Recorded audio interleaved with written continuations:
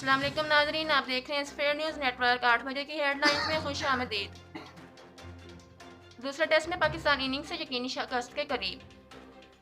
Sania match Quetta में धरना चौथे रोज भी जारी। हुकूमती टीम से मुज़ाकरात भी नाकाम, डेडलॉक बरकरार। सानिया मैच के खिलाफ कराची के मुख्तलिफ मकामात पर धरने, शार फैसल पर धरनों से दोनों ट्रैक पर ट्रैफिक मुअत्तल। कई शहरों में सानिया मैच के खिलाफ मुजाहिरे। वज़ीर-ए-आज़म इमरान खान का कहना है कि सानिया मैच के लवाहिकीन को तनहा नहीं छोड़ेंगे, मुलविस मुजरिमों को कैफरे किरदार तक पहुँचाएंगे।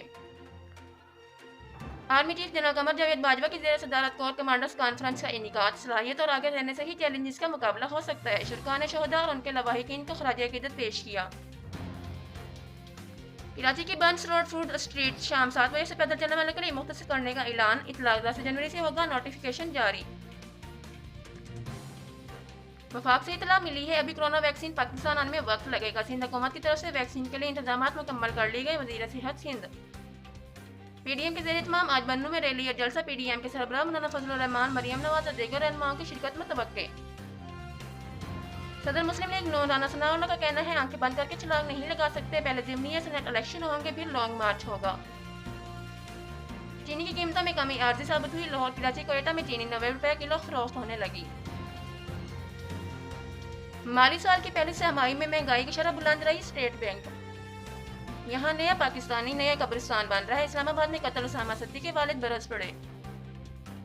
पीडीएम को इलेक्शन कमीशन के बाहर एहतजाज की इजाजत का फैसला। वज़ीर-ए-आज़म की इलेक्शन कमीशन के बाहर रुकावटें न लगाने की हिदायत। काबीना इजलास में उसामा सद्दी के कत्ल पर इजहार तशवीश। थरपारकर के इलाके मिट्टी में साली और बेनोई का मुबैना कत्ल, 3 दिन बाद मुकदमा दर्ज।